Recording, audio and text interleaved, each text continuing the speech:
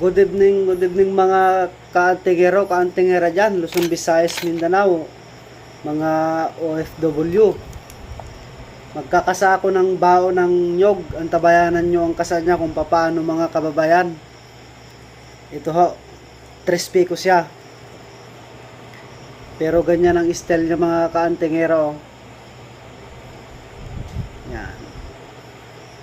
Kahit balibaliktarin mo na yan mga kaantingero ay ganun din yan. Yan. Ito pala yung magiging mata niya. Batu umo. Legit po ito na batu umo mga kaantingero. Yan. Ito pala yung magiging mata niya. Papalitawin ko siya. Yan. Yung mga isasangkap ko mga kababayan ay kamandag. Isa sa kilabot na kahoy mga kababayan, kamandag. Tagabuhay ng mga mutya sa loob. Tapos itong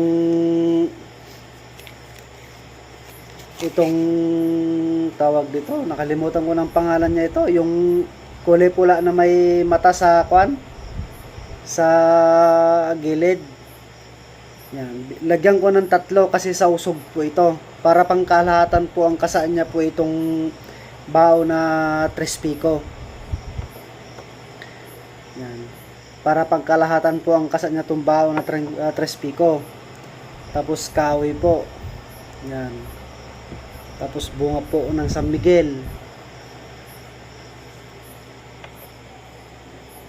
Tapos mutya po.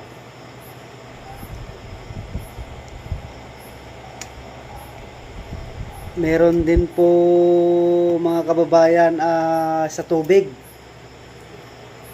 Nako, parang hindi na makita. Ito po, sa tubig po, yan po. Yan, ito po. Ayan po. Meron din po bato na tagusan para mailaw ka sa paningin. Yan. Meron din po dun sa nakukuha sa, ito po yung tinatawag namin na alipaypay. Yan. Hindi ko na po pwedeng ipakita yung mga iba mga kababayan kasi gawa ng ipa-private natin kasi baka malaman po baka alam po yung sumbra o salag, parang ganun ba, para hindi po malaman yung kasa niya po ito na salag. Baka maya maya po ay mapahamak po yung magtangan kung sino po yung magtangan na makakuha po. Tapos salita po ng babaylan mga kababayan. Ayan po. Salita po ng mga babaylan. Babaylan po yung ilalagay ko na salita mga kababayan. 2 salita po ng babaylan. Ito po ay bertud. Ginagamit ko po ito. Yan. Antabayanan mo po yung pagkabuo niya mga kababayan. Ito na ho yung karugtong niya mga kababayan. Ito ho yung karugtong niya. Yan.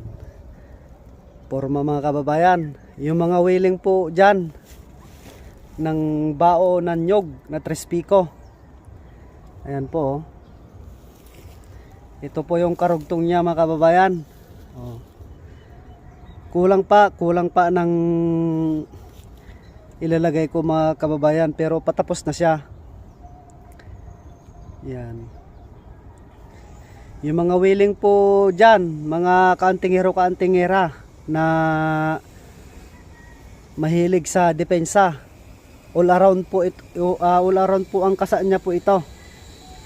Ayan po, kitang kita nyo naman po. 3 pico po yan mga kaantingero.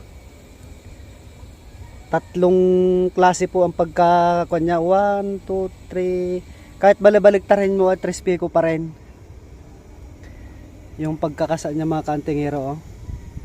Habang ako ay nagkakape, good morning po sa inyo. Ito na po yung karugtong niya mga kaantingera. Kaantingera dyan. Papakita ko po. Yung mga nagnais magtangan ho. Ito po. Yan. Loaded po sa loob niya po ito. Loaded po sa loob niya. Kahit balik-balik ta rin na po ay iisa na lang po yung sukat niya.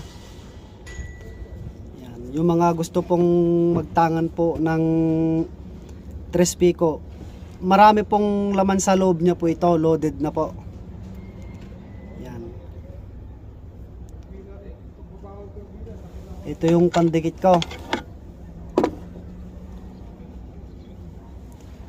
Parang bato na po ito mga kababayan ng katigas niya. Loaded na po ito. Yung mga gusto po dyan, at susubukan ko muna po ito before itangan ng tao. Kasi kung sino ang makakuha po dito, orasyonan ko po ito, isasalpak ko po dun sa loob niya po yung pangalan niya, para siya na lang po ang magtangan. Kunwari nawala niya, babalik po ito. Kunwari ninakaw, babalik sa kanya po ito. Yung nagnakaw po ay hindi po makatulog. Hindi po makatulog, balisa, hindi po makakain hangga't hindi niya po isinusoli po itong 3 pico po na ito. Yan, litaw po yung mutya niya po mga kababayan. Good morning po sa inyo dyan. Paki-subscribe, like, and share na lang po ang aking YouTube channel, Edison Mariano alias Mao po ng Igorot.